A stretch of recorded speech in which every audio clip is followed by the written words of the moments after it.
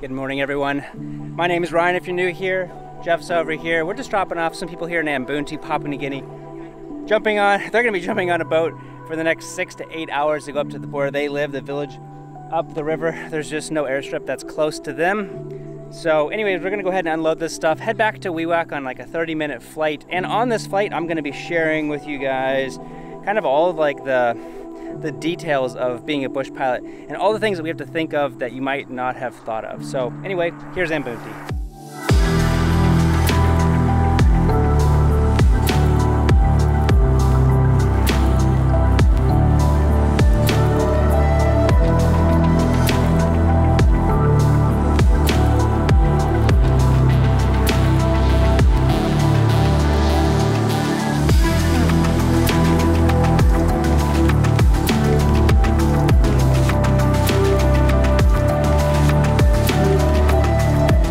Well, we're packed, ready to go, just like that. Half hour back to Wewak. Look out!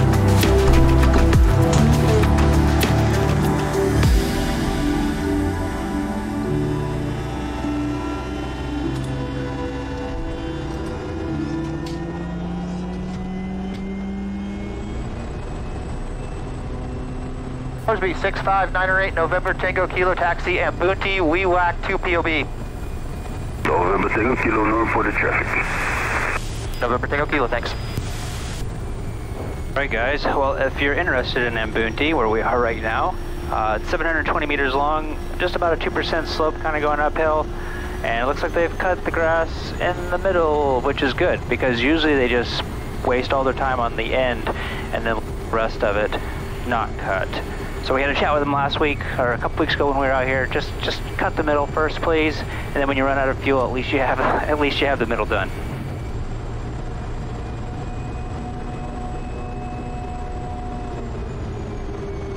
All stations Ambunti on 126.7 November Tango Kilo, departing Ambunti for Wewak on climb not above 7,000. All stations Ambunti. Prop condition, flaps 20, seat belts and fuel. Come on, dog. What are you doing? Where's the dog? In front of us. Oh, go like this. Take a crap right there. Is that your camera? Hey, this guy will scare him off. There we go, thank you. Alright, he's gonna capture him, okay.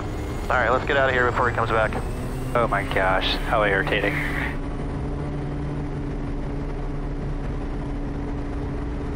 Only in PNG. Alright, we will continue.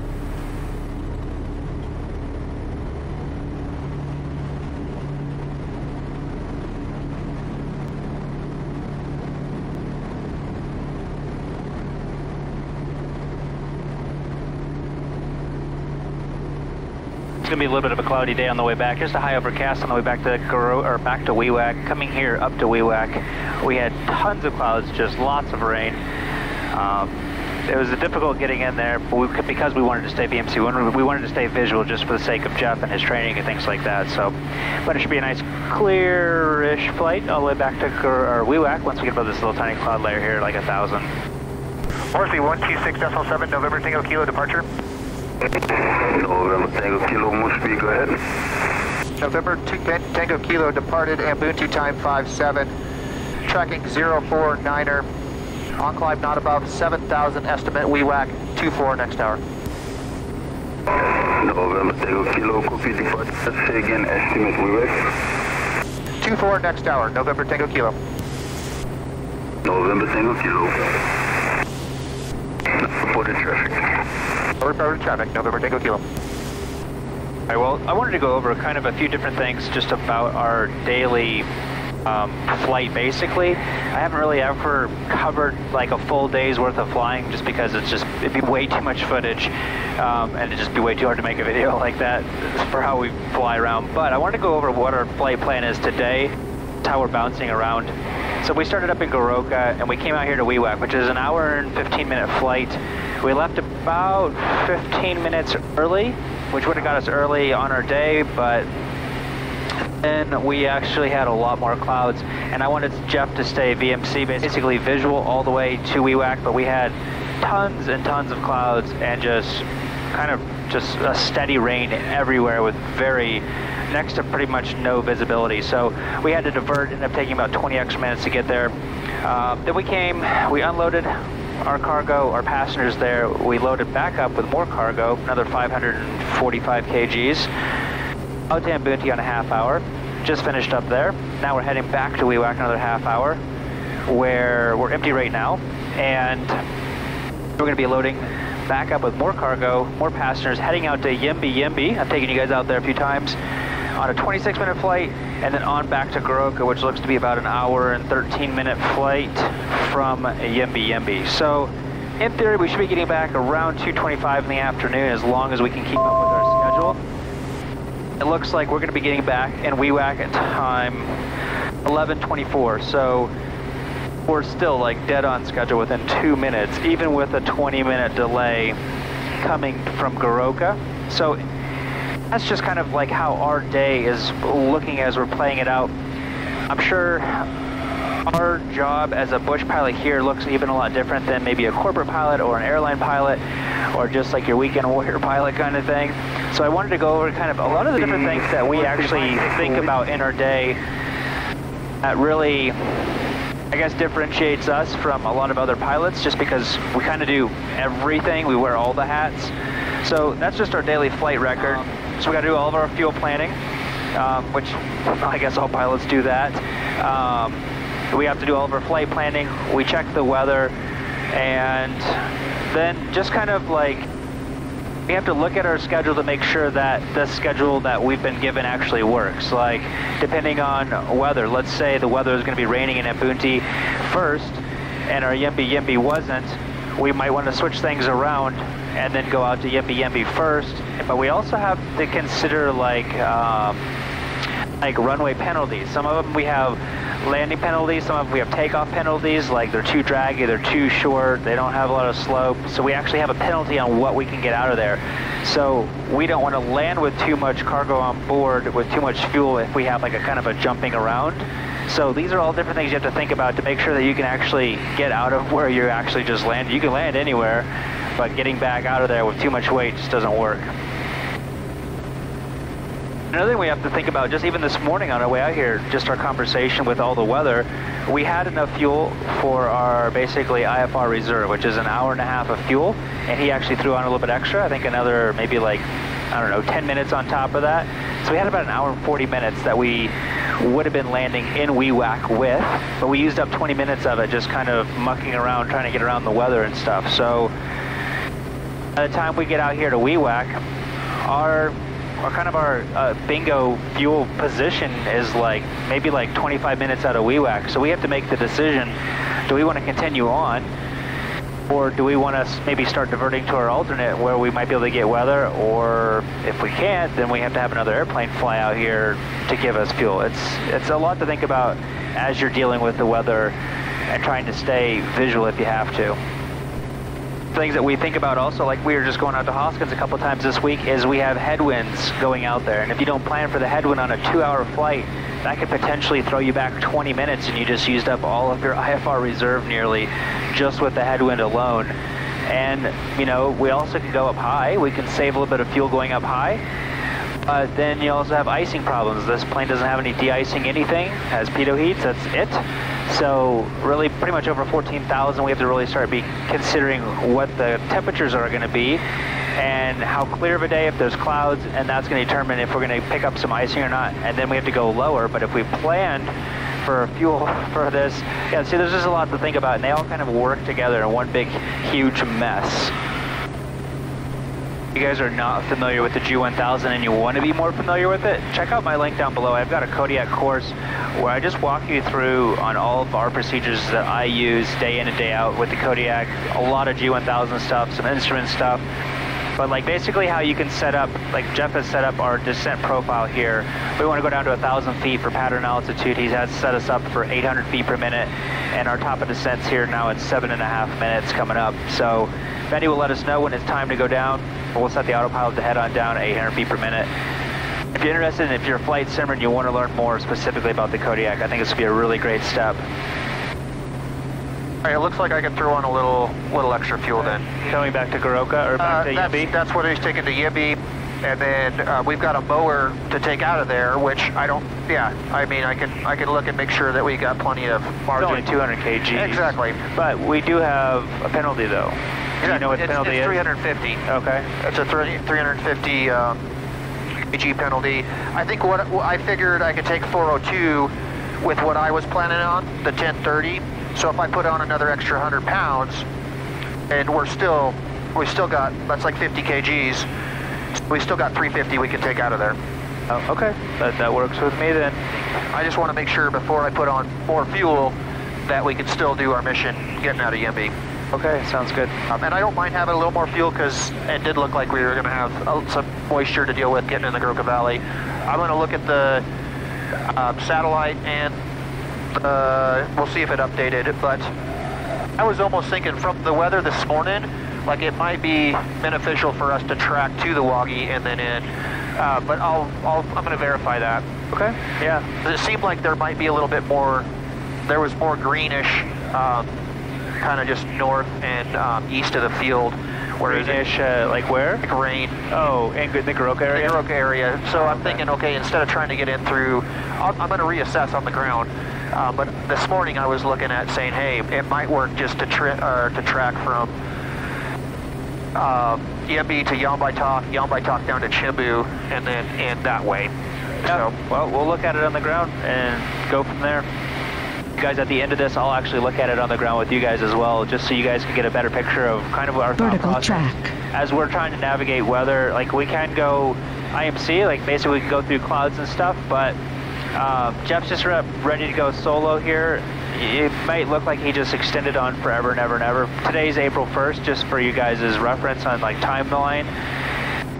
So this might come out in the summer just because I'm trying to get as much as I can. We're going to just be giving him kind of just like some beginning restrictions as he's going out solo to like build his confidence on his own, because it's one thing flying with an instructor who's been flying here for a few years, who feels comfortable around weather and you can see patterns and you know what it's probably going to do, as opposed to even just being qualified to be here and flying. It's a lot different. I know for myself, my first like, I don't know, probably year to 2 years, it was a lot of nervous flights, to be honest. It really was just unknowns, really, of like how to deal with the weather if I get in a situation where I don't know how to get out of. What am I going to do? And these are the thoughts going on in my head. So anyway, yeah, we'll go over the weather when we get down here on the ground. all stations, WEWAC on 126.7, Kodiak November Tango Kilo is 18 miles to the southwest,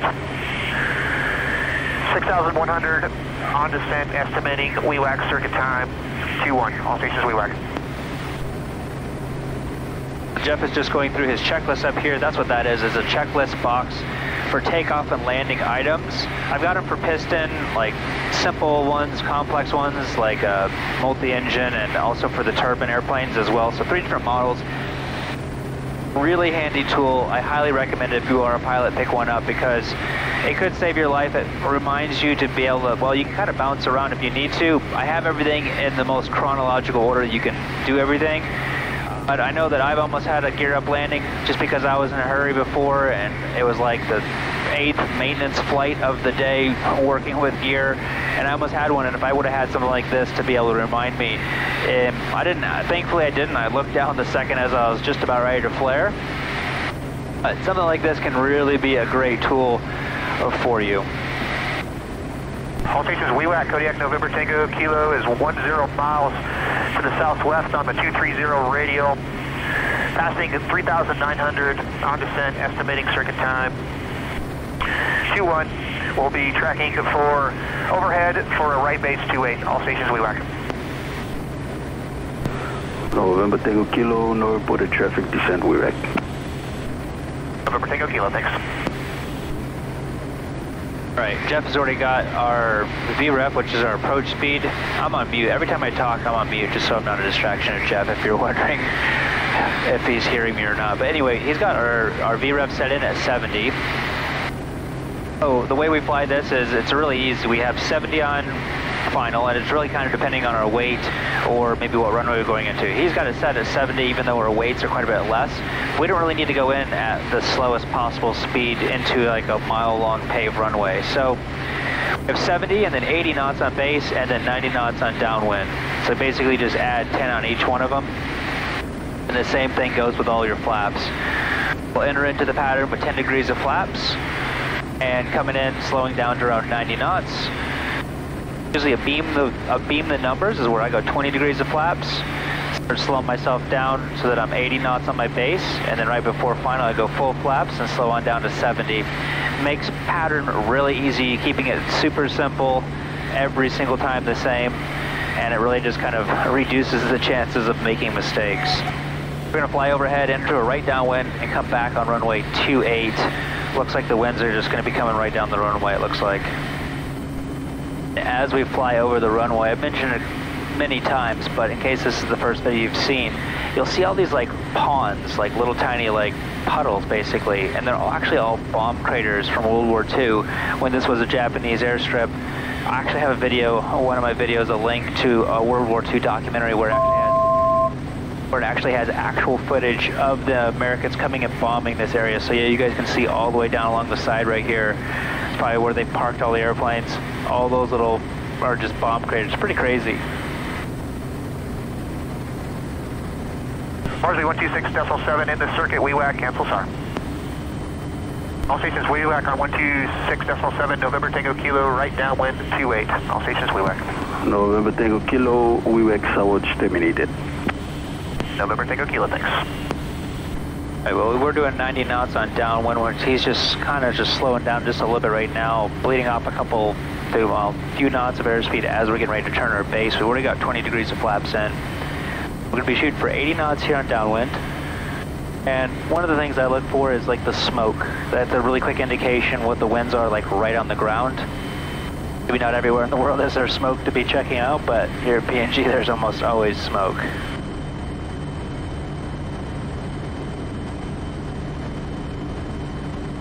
There's his 80 knots on base. He's got full flaps in now. Now we're turning final. Looks to be 6 knots headwind for final. All stations WEWAC, Kodiak, November Tango Kilos, turning final 28. WEWAC.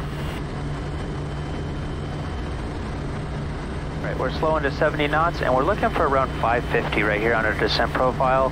Anywhere between like 500 and 600 is really ideal. 550 is like the perfect number that we're shooting for. And it looks like he's coming in really nicely on a nice approach, so.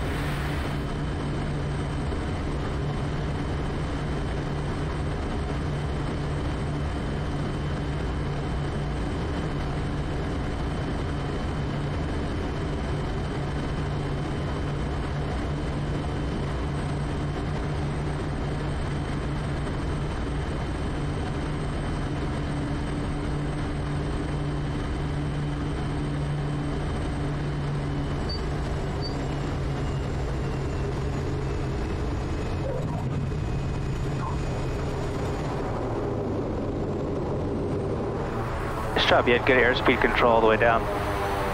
That was really good. Thank you. It was nice and stable this time instead of being all bumpy. I've had my worst wind shear I think I've ever experienced here before. When there's like 25 knots and it hits all these coconut trees and things. Yeah, it definitely makes it a wild ride, that's for sure. All right, well, stay tuned after we shut down. I'm gonna go over how the weather's gonna look for us getting back to Yembi first, and then on to Goroka, and maybe our plan of action on how we're gonna get back into the Goroka Valley, the easiest visual with afternoon weather potentially building and rain and things. All right, so I'm just gonna go over the weather real quick on my phone. That's pretty much all we use. Well, that is all we use. And it looks like there's just like a high overcast still, heading out there and then all the way on to Goroka. All right, well, it looks like it's probably just going to be really cloudy getting back into Goroka. It looks like there's a little bit of rain north of Goroka on the north gaps. Getting back in at 2. That's probably, I think, what time? I think we're supposed to get back at 2:30ish. Yeah, and then looking on into 3 even, it's going to look the same. So pretty much any way we get back from Yembi all the way down to Goroka, I think is going to work today. I think we're just going to have a lot of clouds to deal with getting back into the Goroka Valley, but So I'm not really sure how Jeff's gonna make it back there today, how he's gonna plan, but I think we'll make it just fine. Well, anyways, thanks so much for watching, guys. Sure to appreciate it, and see you guys next time.